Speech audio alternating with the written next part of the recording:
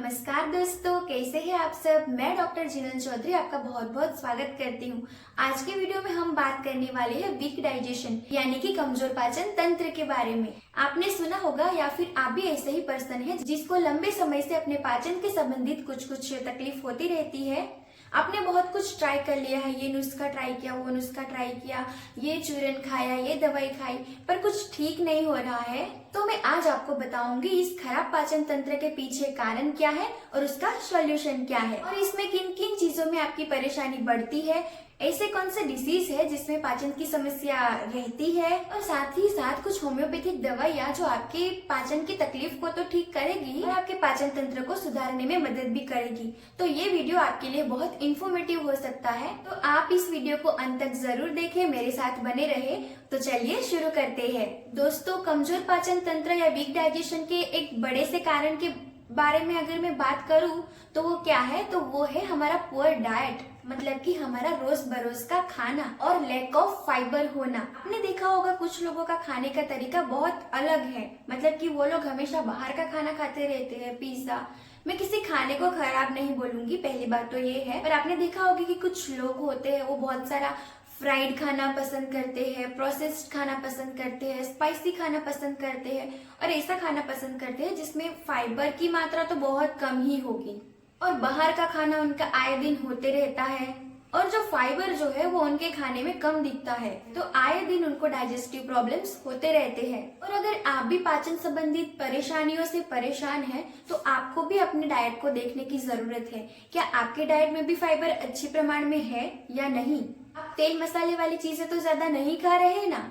और अगर ऐसा है तो आपको अपने खाने की हैबिट को चेंज करने की आवश्यकता बहुत ज्यादा है, अदरवाइज आप अपने डाइजेशन को कभी सुधार नहीं सकते और डाइजेस्टिव सिस्टम कभी ठीक नहीं होगा, आप उसे कभी भी रिकवर नहीं कर पाओगे। सेकेंड जो बहुत कॉमन समस्या जानने को मिलती है वो है डिहाइड्रेशन, यानी कि शरीर में पानी का कम होना। ये एक बहुत कॉमन समस्या है। जो भी अपने डाइजेस्टिव समस्याओं के संबंधित पेशेंट को देखती हूँ, उनको पूछती हूँ, तो उनमें मैंने कॉमन देखा है कि वो बहुत ज्यादा पानी कम पीते हैं। प्रतिदिन आपको ऑन एन एवरेज अगर आप महिला है तो 2.5 लीटर से 3 लीटर तक की पानी की आवश्यकता होती है, और पुरुषों में 3 लीटर से 3.5 लीटर की आवश्यकता है। और अगर आप ऐसे विस्तार में रहते हैं जहाँ पे बहुत ज्यादा गर्मी रहती है, और अगर आपका काम ऐसा है कि आपको बाहर धूप में रहना पड़ता है, या आप जिम करते हो जिसमें बहुत ज्यादा पानी की आवश्यकता हो जाती है स्वेटिंग की वजह से, तो ऐसे लोगों को दिन में 4 लीटर जितना पानी की आवश्यकता रहती है पूरे दिन में। और अगर आप बहुत कम पानी पीते हैं तो आपको आपका खाना अच्छे से पचेगा नहीं और आपको कॉन्स्टिपेशन की समस्या रहेगी। आपका पेट फूलना, गैस बनना, ये सब समस्या उससे होती रहती है, क्योंकि आपके शरीर का जो मल है वो अच्छे से नहीं निकलेगा, तो फिर उसमें गैस बनती रहेगी और आपको गैस की समस्या होती रहेगी, और उसके कारण आप बहुत ज्यादा ब्लोटेड और डिस्कम्फर्ट फील करोगे। थर्ड जो मैंने कॉमन परेशानी देखी है वो है स्ट्रेस। अगर आप बहुत ज्यादा स्ट्रेस या टेंशन में रहने वाले इंसान हो तो ये हो सकता है कि आपको डाइजेशन संबंधित समस्याएं रहेगी। तो आपके लिए स्ट्रेस और टेंशन डाइजेस्टिव कंप्लेंट्स के लिए एक बहुत बड़ा रीजन हो सकता है। वो हमारे इंटेस्टाइन की मूवमेंट, मतलब खाद की जो मूवमेंट है उसको डिस्टर्ब कर सकता है, और उसकी वजह से डाइजेशन संबंधित समस्याएं रहती है। और आप बहुत ज्यादा लंबे समय तक स्ट्रेस में या टेंशन में रहते हैं तो आप डाइजेशन संबंधित समस्याओं से परेशान होने के लिए प्रोन हो जाते हैं। नेक्स्ट पॉसिबिलिटी है lack of exercise and sedentary life. अगर आपकी दिनचर्या ऐसी है, या फिर आप कोई बिजनेसमैन है, या फिर आप ऐसे सेक्टर में जॉब करते हैं जहाँ पूरे दिन बैठ के काम करना पड़ता है, या फिर अगर आप घर पे रहते हो लेकिन आप पूरे दिन बेड पे पड़े रहते हो या फिर एक जगह पे बैठे रहते हो, आपका चलना फिरना कम होता है, मोबिलिटी शरीर की कम होती है, बॉडी की फिजिकल एक्टिविटी बहुत कम होती है, आप ना एक्सरसाइज करते हैं ना वॉक करते हैं, दिन भर एक जगह पे बैठे रहते हैं, तो आपको डाइजेशन संबंधित समस्या हो सकती है, क्योंकि आपका खाना बच ही नहीं रहा, आप तो एक जगह बैठे हैं, तो उसकी वजह से आपकी जो आंत की मूवमेंट है वो होती ही नहीं है ठीक से, ना खाना ठीक से पच रहा है, ना आगे बढ़ रहा है, ना उसका एब्सॉर्प्शन अच्छे से हो रहा है, और इसका एंड रीजन आपका डाइजेस्टिव सिस्टम बहुत कमजोर हो जाता है। साथ ही साथ आपको डाइजेशन संबंधित बहुत सी बीमारियां हो सकती है। नेक्स्ट बात कर लेते हैं कुछ डिसीज कंडीशन की जिसमें डाइजेशन संबंधित समस्याओं देखने को मिलती है हमें। तो अगर आप IBS यानी कि इरिटेबल बाउल सिंड्रोम से सफरर है, या फिर आपको कॉन्स डिसीज है, अल्सरेटिव कोलाइटिस है, और अगर आप GERD से परेशान है, गैस्ट्राइटिस जैसी बीमारी से सफरर है तो आए दिन आपका डाइजेस्टिव सिस्टम बहुत खराब हो सकता है कि डाइजेस्टिव प्रोसेस में दिक्कत आ सकती है। आपका पेट फूलना, गैस होना, पेट में दर्द होना, पेट में मरोड़ उठना, एसिड रिफ्लेक्शन होना, सारी चीजों के सिम्टम्स आपको देखने को मिल सकते हैं। अगर आप किसी डिसीज से सफरर है तो जब तक आप डिसीज पे फोकस नहीं करेंगे, उसको ट्रीट नहीं करेंगे, तब तक आपकी जो डाइजेस्टिव सिस्टम है वो ठीक नहीं होगी। नेक्स्ट है कुछ मेडिकेशंस, कुछ दवाइयाँ जो आप लंबे समय तक ले रहे हैं वो आपको परेशान कर सकती है, जैसे कि कुछ पेन किलर्स जो आप लंबे समय तक लेते हो, एंटी डिप्रेसेंट दवाइयाँ जो आप लंबे समय तक लेते हैं, ये सारी जो मेडिसिन है वो आपके डाइजेशन को लंबे समय तक परेशान कर सकती है। साथ ही साथ थायराइड की दवाई, शुगर की दवाई, इम्यूनो डिप्रेसेंट मेडिसिन, ये सारी दवाइयाँ जो है जो आप लंबे समय तक लेते हैं वो आपके डाइजेशन को परेशान कर सकती है, डाइजेस्टिव सिस्टम को खराब कर सकती है। स्ट्रॉन्ग एंटीबायोटिक आपके डाइजेशन को इम्पैक्ट कर सकती है। तो ये हो गई दवाइयों की बात कि कुछ दवाइयाँ जो है जो आप लंबे समय तक लेते हैं वो भी आपके पाचन तंत्र को खराब कर सकती है। लास्ट कॉज है दोस्तों एजिंग। एजिंग एक नॉर्मल प्रक्रिया है। जैसे एज बढ़ती है वैसे वैसे हमारी जो डाइजेस्टिव सिस्टम है उसकी प्रोसेस धीमी हो जाती है। डाइजेस्टिव सिस्टम जो है वो कमजोर हो जाने लगती है। धीरे धीरे हमारी जो आंत है उसकी मूवमेंट कम होने लगती है और आंतों में जो एब्जॉर्प्शन होता है वो कमजोर होने लगता है। इसके फलस्वरूप आपको डाइजेशन संबंधित कुछ परेशानियां देखने को मिलती है। इसलिए आपको अपने खाने का, आपके शरीर का पूरा ध्यान रखना है। ऐसा खाना खाना है जिसमें बहुत सारा फाइबर मिले आपको और अपनी लाइफस्टाइल हेल्दी रखनी है। थोड़ी सी एक्सरसाइज, थोड़ा सा वॉकिंग, थोड़ा सा हेल्दी फूड, थोड़ा सा हाइड्रेशन पे फोकस, ये सब करने से आप पाचन संबंधित समस्याओं से बच सकते हैं। अगर आपको हो भी गई है तो आप ये सब करने से उसको कम कर सकते हैं। तो ये थे हमारे खराब पेट के कुछ कारण। हम बात करेंगे कुछ होम्योपैथिक मेडिसिन की जो बहुत अच्छे रिजल्ट देती है और बिना साइड इफेक्ट के। तो सबसे टॉप पर आती है होम्योपैथिक मेडिसिन, वो है नक्स वोमिका। आप उसको 200 CH पोटेंसी में ले सकते हैं।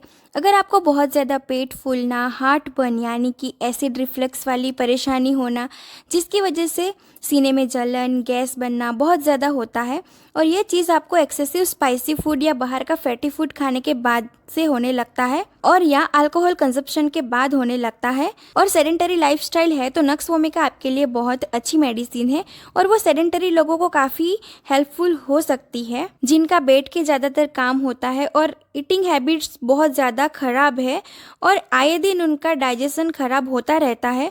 वो इंसान नक्स वोमिका का प्रयोग कर सकते हैं। 200 पोटेंसी में आपको यूज़ करनी है।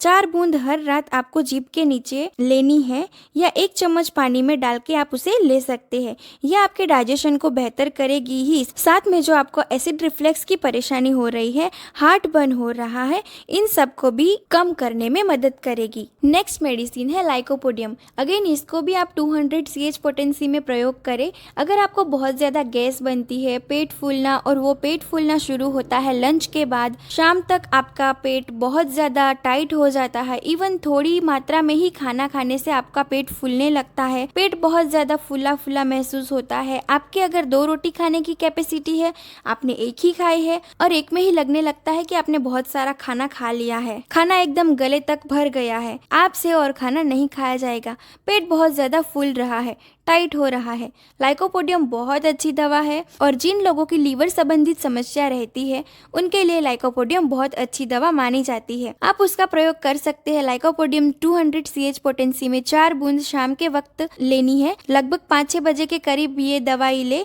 आपको काफ़ी ज़्यादा हेल्प करेगी, आपके स्ट्रेस को भी कम करने में काफ़ी ज़्यादा हेल्पफुल रहती है। डाइजेशन को तो वो इम्प्रूव करेगी ही, पेट फूलना, लीवर फंक्शनिंग जो भी होती है उसको भी वो इम्प्रूव करेगी। नेक्स्ट मेडिसिन है कार्बोवेज। आपको उसे 30 CH पोटेंसी में प्रयोग करना है। ये गैस संबंधित परेशानियों के लिए बहुत अच्छी है। अगर आपका पेट बहुत ज़्यादा फूला सा रहता है और वो भी ऊपरी भाग में, आपका पेट जो है एकदम रिब्स के नीचे के हिस्से में आपको बहुत ज़्यादा टाइटनेस महसूस होती है, बहुत ज़्यादा डकार आती है, गैस पास होती है, और जब डकार आई और गैस पास हो तो आपको कंफर्टेबल फील होता है, तो ये आपको कार्बोवेज जरूर प्रयोग करनी चाहिए और ये दादी दादाओं के लिए बहुत अच्छी दवाई है जिन्हें डाइजेस्टिव समस्याएं बढ़ती रहती है। जिसको डाइजेस्टिव समस्या बढ़नी शुरू हुई है आप उनको कार्बोवेज दे सकते हैं। 30 CH पोटेंसी में 4-4 बूंद करके दिन में 3 बार ये दवाई दे। डाइजेशन को बेहतर करेगी ही, साथ साथ गैस बनने की जो टेंडेंसी है इन सबको ठीक करने में भी काफ़ी ज़्यादा हेल्पफुल होगी। नेक्स्ट मेडिसिन है वो है पल्सेटिला नाइग्रा। इसे आप 30 CH पोटेंसी में यूज़ कर सकते हैं। ये उन लोगों के लिए अच्छी मेडिसिन है जिन्हें बहुत ज़्यादा फैटी फूड खाना पसंद है, स्वीट खाना पसंद है, ज़्यादा स्पाइसी खाते हैं और उनका डाइजेशन गड़बड़ हो जाता है। नोजिया, वॉमिटिंग सी फीलिंग आने लगती है। प्यास जिनको दिन भर बिल्कुल नहीं लगती है, बिना प्यास के ये पूरा दिन निकाल लेते हैं, उन लोगों के लिए पल्सेटिला काफ़ी यूज़फुल है। और खुले में बैठना जिनको बहुत पसंद है और बंद कमरे में उनको घुटन होने लगती है, और ये दवाई खास करके महिलाओं के लिए बहुत ज़्यादा सूटेबल है। ये दवाई भी आपको 4-4 बूंद दिन में 3 बार लेनी है। ये दवाई आपको काफ़ी हेल्पफुल होगी। डाइजेस्टिव कंप्लेंट्स के अलावा अगर आपको कोई मेंटल स्ट्रेस है तो वो ठीक करने में मदद करेगी। लास्ट मेडिसिन है दोस्तों आर्सेनिकम एल्बम। आप इसको 200 CH पोटेंसी में प्रयोग कर सकते हैं। जिनको बहुत ज़्यादा डाइजेशन संबंधित परेशानी रहने के साथ साथ एसिड बहुत ज़्यादा बनता है, पेट में जलन सी महसूस होती है, खाना खाने के बाद पेट में डिस्कम्फर्ट सा होने लगता है, डायरिया की शिकायत उन्हें आए दिन होने लगती है और सारी परेशानियां रात के समय बहुत ज़्यादा बढ़ जाती है, ऐसे लोगों को आर्सेनिक बहुत ज़्यादा सूटेबल है। ऐसे लोग पतले दुबले हो सकते हैं, इवन उन्हें थोड़ी मात्रा में भी खाना खाया उनका पेट में बहुत ज्यादा जलन होने लगती है, बेचैनी सी होने लगती है। जलन की वजह से इतनी दिक्कत हो सकती है कि उनको रात में नींद नहीं आती, बहुत रेस्टलेस फील करते हैं और आप उनको आर्सेनिक एल्ब दे सकते हैं 200 CH पोटेंसी में। 4 बूंद रात के समय में ही दे। एसिडिटी को भी ठीक करेगी, हार्ट बर्न इंप्रूव करेगी, डाइजेशन को बेहतर बनाएगी और जो ये एंग्जाइटी डेवलप हो रही है उनको रेस्टलेसनेस की वजह से या स्ट्रेस की वजह से वो उसको भी कम करने में मदद करेगी। तो ये थी हमारी आज की वीडियो। अगर आपको वीडियो अच्छा लगे तो लाइक और शेयर जरूर करें और ऐसे ही इंफॉर्मेटिव वीडियोस देखते रहने के लिए हमारे चैनल को सब्सक्राइब करें और अगर कुछ डाउट हो तो कमेंट करके जरूर पूछें।